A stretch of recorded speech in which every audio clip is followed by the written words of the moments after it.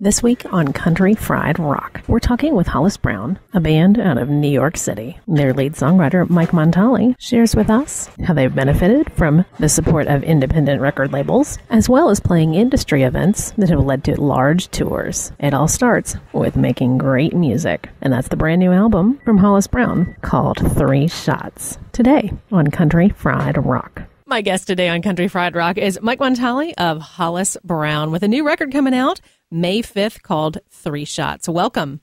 Hey, thanks for having me. I've followed your band for a while, and as I've listened to the different records, your sound has been evolving. What's happening for Hollis Brown? Yeah, I mean, we're definitely evolving, that's for sure. I mean, I think every great band does evolve, you know. We don't want to make the same record over and over again. Definitely people noticing an evolution in the records is kind of cool, I think. It means we're doing what we set out to do. The first record was Ride on the Train, which we put out in 2013, and that was kind of more of a garage rock vibe, just like us in a home studio of our producer, Adam Landry, in Nashville. And we just set up for like 10 days in his studio, like in a circle pretty much, and just played everything live and like raw. And we wanted to do that record that way because it was our first crack at it, and we wanted to record that way because that was the band we were. But this one we wanted to evolve a little bit and produce it a little more and really dive into the recording process more than we did on the first record. So it's definitely an evolution. So you mentioned bringing in some different things to the productions with 3 Shots. Tell me a little more about that. Yeah, we recorded it with Don DeLago, the producer on this record, and we went to his studio. He has a house in the Poconos in Pennsylvania, and it's really like in the middle of nowhere. There's nothing around it at all. We went there, and we just pretty much sat in his house for like 2 weeks. We didn't leave, and we just focused on the music. We set it up in his living room as a live band, and we tracked a lot of the instrumentation there. But then we went back and we redid. For the first record, all the vocals were live in the same room with the band. This record, we tracked the vocals, and we did the vocals separately, and we did some guitars separately, and it was a little more of a modern style of recording onto Pro Tools and the whole nine than the original, than Ride on the Train was. So it was definitely we try to up the production quality on this one, and I think you can hear that. How did y'all connect with Don? Don produced a friend of ours named Jesse Mallon, and we went on tour with Jesse in the UK. I asked Jesse, you know, we're trying to make a record. Well, what happened was we got asked to do something for Record Store Day last year, which was a Velvet Underground cover record. So we did a bunch of Velvet Underground songs for Record Store Day, and it was like only 500 copies made available. It was just like a cool niche, just a fun project to do. And we had a tight recording schedule. We had to do it all in 2 days. So I asked Jesse if he knew anybody, and he recommended Don. So we did that record with Don. And then we felt with this record we should go again with Don since he did such a great job with the Hollis Brown Gets Loaded record. You know, we're friends, so we're all friends in New York City, and so it worked out. Relationships, like, they take time to really feel comfortable, especially with recording and stuff. You know, you got to really all have the same vision, and, you know, because one thing could throw it off. If a producer you're not feeling comfortable with, or you're feeling forced, you're not feeling the song, or, you know, the performance, or everything can throw it off. But we just felt really comfortable with Don, and we were really comfortable as a band after being on the road for most of 2014. So we just felt like it was the right time and right place, and we're all really proud of the record. Do you all road test those songs before recording? Yeah, you know, you take your whole life to write your first record, and then you have like 2 years to write the next record. So me and John, we've been friends since high school, so we've known each other quite a while, and we've written so many songs together, and we just wrote about 50 songs or 60 songs. And the thing about the first album, Ride on the Train, was we had all these songs. We went in and we recorded that, and then we had a year before the album even came out. Right. And then it's been 2 years since that. So we've really had like 3 years to nail down a bunch of songs that he's written or I've written or we wrote together. And then we just took them all to the band, you know, at least 50 songs. And then we took them to Don, and then we pared that down to about 20 songs. And then from there, we try to demo them and see what's going on. And then we recorded 12 of them, and then 10 made the record. It was a process, you know. Hey, y'all, this is Sloan Spencer, the host of Country Fried Rock. We've had an incredible year with more people finding us on the radio and our podcast than we ever imagined. Thank you all so much. Careful what you wish for. You just might get it. Hey, this is Mike from Hollis Brown on Country Fried Rock. I think it's all time and place. You know, we weren't too rushed to have this album done or any schedule, so we really took our time and made sure that we all believed in the songs first and foremost, and we believed in the way we were going to record it, and it came out really good. I know that y'all were on the road heavily during 2014. What is that looking like for you all with the new record coming out? Oh, yeah, we're going to be on the road quite a bit, actually. The new record comes out May 5th. We're actually going to be on tour with the Counting Crows this summer. Oh, great. It's going to be us, Citizen Cope, and the Counting Crows. We're doing 40 cities in the United States, and then we're going to go to Europe after that and headline in Europe for a month. So we'll be on the road for about 4 months probably promoting the new record. Yeah, I love it over there. We went there last year as well. I think we did 31 shows in like 32 days in about 9 countries. So it's kind of a whirlwind experience. But, it's such a cool vibe out there, and everybody's supportive of rock music, and they just love seeing bands actually play, Sometimes in the States you don't get that vibe die hard as you do out there. So it was nice. Well, so how did that connection come about? We put Ride on the Train out with Alive Natural Sound Records, and I think it just started taking off. And I think the label has a natural following in Europe, so we had some pretty good press and some pretty good attention just from putting it out with them. And then it started to take off in the Netherlands and a couple other countries. So we had some festivals, and we got a booking agent out there, and we just did it the old-fashioned way and started touring out there to build it. But we went out there 3 times. So we went out there twice last year. Once was with Jesse Mallon, where we just did the UK for 2 weeks, and then the other one was month tour, 5-week tour or something like that. So we just kind of built it. We got some good press and started seeing that people were buying the record, so we went after it and went out there and started playing. What does an indie label like that bring to a band like yours? I can only speak for us, but it brought us some validity. They're really tastemakers, especially Alive is, in terms of that style of music, especially for a band coming out with their first album, instead of doing it ourselves. The fact that we had a record label that's been out for 20 years that's put out the Black Keys and Iggy Pop and a bunch of other bands that people know, I think it just gave us some validity, and it gave us some credibility, and it gave people definitely in Europe, it was just a reason to say, oh, they must be worth a listen, if these guys are putting it out. So that really did help us.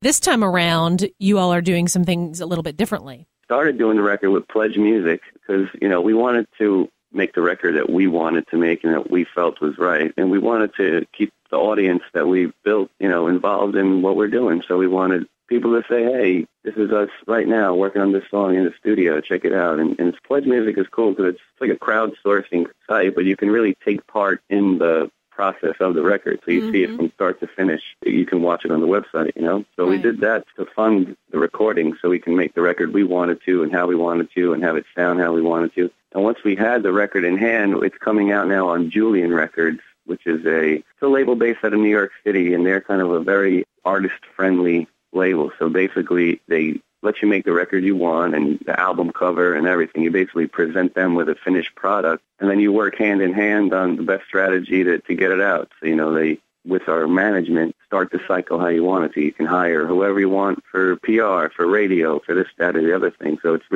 not like you're just in some mass machine that's already established and they just throw you in there whether or not you fit. It's really artist-friendly, and they pick who works with each artist very specifically based on the record you make. For us, it worked out, and we're really happy with it. And I think in an artist at our band, our size, the size we are now, we couldn't have asked for a better, more ideal situation to launch the new record, because sometimes if you're on a major label, you're a small fish in kind of a big pond, and they already have their wheels in motion, and they work with the same people all the time who might not get the record you made. So it might be more chances for not the best bang for your buck, so to speak. So I think with Julian, it really gave us an opportunity to, first and foremost, be creative and also try and get the music heard the way we wanted it to be heard, Well, so you mentioned album art. How did you all make those decisions?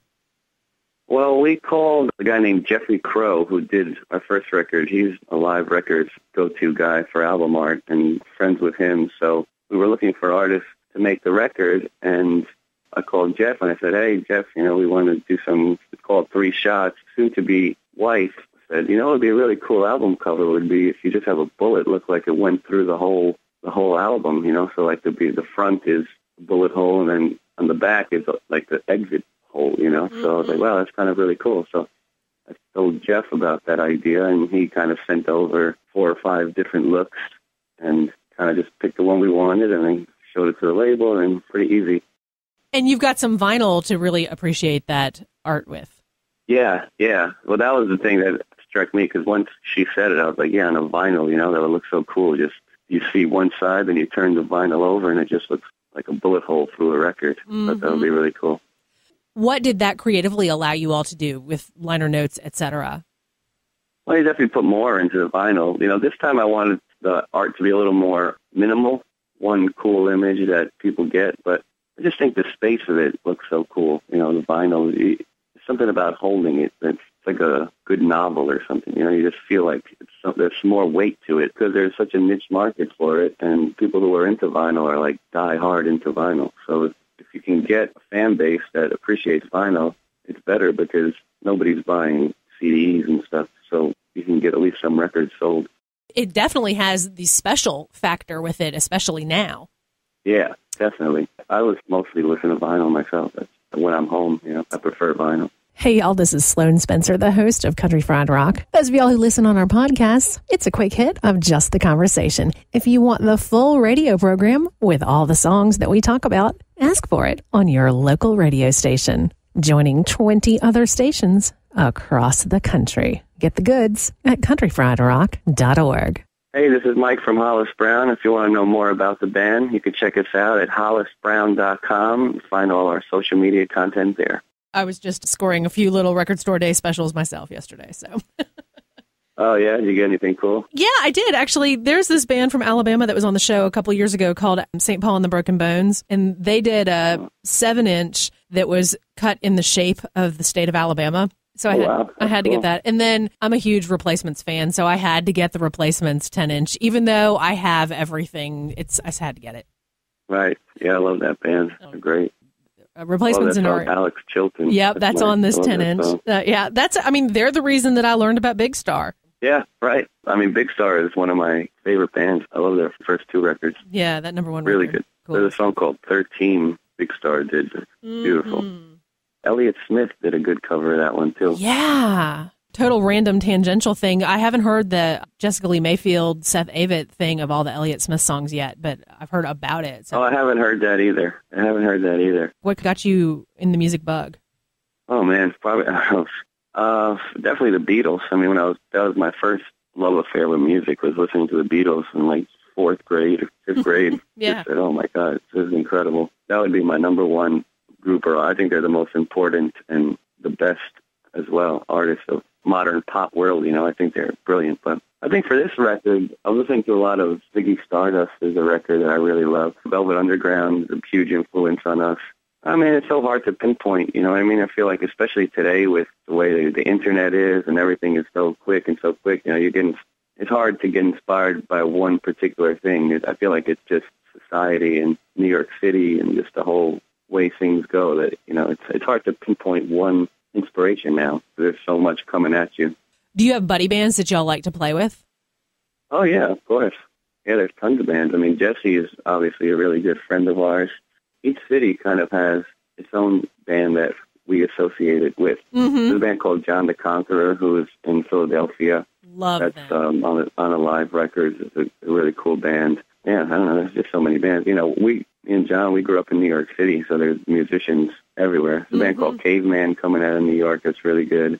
Yeah, there's just so many. I feel like you meet musicians all over the place in this city. How did you all end up partnering with Counting Crows and Citizen Cope for this big tour? Well, Adam Duritz, who's the lead singer of the Counting Crows, him and a guy named Ryan Spalding, who runs a blog out of Boston called Ryan Smashing Life. Yeah, they do a CMJ party every year and a South by Southwest party every year called the Outlaw Road Show. Yeah. So they pick bands that they really like, to, I guess, records or whatever that they like, and they ask the bands to come and play. And it's like 2 days long with epic amount of bands. It's crazy. It's like from noon to like 2 in the morning. And we headlined the one that they did in New York City for CMJ. We kind of met Adam there and just were hanging out, and then sent him the record and got a call to see if we wanted to be on the tour. So it was really just, I guess we impressed the right guy on the right day. They do it at the Bowery Electric in New York City during CMJ, and then they do it in Austin and during South by Southwest, but I think it's a different venue. It's not just the same venue all the time. Both of those festivals are crazy, but, it's really the only way for people, industry people, a lot of music festivals now are for just people who latch onto it, like Coachella or Bonner. It's like the cool thing to do. But I feel like South by Southwest and CMJ for industry people, they're really like the only way that you can try and get people to your show. In South by Southwest, we had Julian Records there and guy from the agency group, and then we had European booking agents and European record labels and journalists all in one room at the same time. It's like that's not going to happen anywhere else for a band, Right, and for the scale where we are, we hit up Americana Fest in Nashville and Folk Alliance because that's where we hit and IBMA when possible. Oh, yeah, I heard that festival is really cool, actually, in Nashville. Yeah, actually, it really is. It's a little crazy, but it's definitely industry heavy. On the new record, we did a duet with a girl named Nikki Lane. She's a friend of ours from Nashville for a couple years now, and we had this song called Highway 1 for the new album, and when I was writing, I kept hearing it. It's like a phone conversation, between a man and a woman, like old lovers catching up and haven't talked in a while. But I kept hearing a girl singing it, not me just singing the whole thing. So we were looking for a girl. I asked her to sing it, and she was more than happy to do so. So we got to get together, and she sang on the track, and she's doing really good. I'm your host, Sloan Spencer. You can keep in touch with us on Facebook, but I really like Twitter, where we are at Country Fried Rock, ending with ROK. And if you want to see pictures of my shoes, my dog, and my lunch, stop by Instagram. But whatever way you like to hang out, stop by and say hey. Hey, this is Mike from Hollis Brown. You can check out our new record, 3 Shots, on iTunes. Well, speaking of collaborations and duets, explain to me how the Bo Diddley thing came around. Yeah, we were doing a house concert series called Live at Drew's in New Jersey. Someone from the Bo Diddley estate was there. Kind of a cool concert series where there's a natural crowd, and one of the members of the Bo Diddley estate was there, and she heard us play, and she approached us after and said, Bo Diddley has hours and hours of unfinished material that's just demos and rough recordings and stuff, and she was wondering if we wanted to maybe listen to it and see if we could come up with something, because they were looking for a kind of a young band to, not that Bo Diddley needs it, but bring the name and sound of Bo Diddley to keep it fresh for a new generation, etc. So we said, sure, we'd love to listen to it, and she sent us a link. There was no vocals on it. It was just really rough. It was just kind of him chugging along and had this synth part on it and like a drum machine on it. And we said, we'd love to try and work with it, but we can't use all of it. I mean, we can use the guitar, so we all collectively decided we were going to just keep his guitar as the basis of the track. We finished it, and it was pretty awesome, actually. It happened really fast. We recorded it in Brooklyn at Converse Rubber Track with a producer named Kieran Kelly. Kieran was just recently featured on Humans in New York, the photography thing, that he was wearing a blue scarf. Well, the only reason I know is because he produced the first record of Madison Square Gardeners that my friend Aaron Lee Tasjan was in. Yeah, I know. He did that record, and he did like Subjan Stevens' Illinois record, I think. Yeah. He's done a bunch of stuff. Yeah. But anyway, I small didn't world. know that. He's a really cool guy, actually. We're friends. It was really quick. We said, hey, Kieran, I think it was like Tuesday. He was like, Kieran, can you come on Friday and help us get this track in order? And he's like, sure. So he showed up at the studio, and we had one day to record everything. So we had this Bo guitar track, and the rest was all in one day recording. Then we mixed it and edited it, and, it was a process afterwards. So, but everything you hear on the song was laid down in one day. So it was like playing with loaded ammo, kind of, but That whole Converse Rubber Track studio thing is amazing. yeah, it's really amazing. It's really cool that they do that. What they seem to tell us was that musicians have been keeping them from buying their sneakers for forever. So it's a way to give back, and the studio is really nice, and everybody's really cool. So what else do y'all have on deck with the release? We're going to Mexico in a couple of days. We're doing something called the Sunset Sessions down there in Tulum. We're just going to be promoting the record. We got some music videos coming out. We're playing a record release show in New York on May 6th, playing Summer Stage over the summer. A lot of shows. We're just going to be gigging around the Northeast up until the big national tour comes up in a couple months. Then we'll hit to Europe. Where did the band name come from? The band name comes from a Bob Dylan song, actually. It's called The Ballad of Hollis Brown. We were throwing around band names forever, it seemed, and nobody liked anything. And I was just like, let's just name it after a song. The Rolling Stones picked the Muddy Water song, and it worked for them. So we kept throwing around all these song names. Then somebody said Hollis Brown, and I don't know, we were just tired of all saying no or what happened, but we're like, yeah, that sounds cool, because it sounds like it's identifiable and it's one person almost, but we're a band, so it's not really that either. It's a cool play on it. The longer we've been a band now, I'm starting to realize that the name reflects the sound of our band, because, you know, we're a songwriting first band. We sound like we're an American band, so I think both of those come across with the Dylan reference. So you'd mentioned a little bit about how it recorded and then the one track with Converse Rubber Tracks. How did y'all end up getting the record mixed? Yeah, well, it's cool. We had Don DeLego, who produced most of the record, and then we had Kieran, who produced one song, and we had Wait For Me, Virginia, which Adam Landry produced from our session that we did while we were on tour. We just stopped by. So we had all these music that was very cohesive, but it all was recorded kind of in different ways in different places, so we needed the right guy to just mix it all together and make it sound like it's one record. We got John Agnello to do it, who's been a friend of mine for a couple years. I always wanted to work with him, because I think he makes incredible records. He did the Kurt Vile record. He's on Phosphorescence, latest record, you know, Dinosaur Jr. I mean, you name it, he's worked with. He's Mick Jagger. I mean, the guy's he's been all over the place. So he's one of the best mixers in the music business, period. I got to spend a week with him pretty much mixing the album in Brooklyn. I really just learned so much from the guy. It was really a great experience to work with someone who's done the job as well and as often and as successfully as he has, you know, so it was great. That's cool, and it's nice that you got to participate in that as well. Yeah, I mean, I just kind of sat there and just, like, drank wine and watched him do it, but it was cool. I just try to be like a fly on the wall and be a sponge, you know. I think as an artist, being hands-on is cool, but it's also can make the record deteriorate if you're too on top of it and it's too much. Sometimes you need other people who have fresh ears and aren't as attached to this part or that part. So it was good to have John come in, because he just was hearing everything fresh, and he could decide, hey, maybe this something that I thought, hey, we should make this louder or have this effect on it. He heard it in a completely different way, you know, so it was interesting. Awesome. Mike Montale of Hollis Brown, looking forward to 3 Shots. Thank you for being on Country Fried Rock.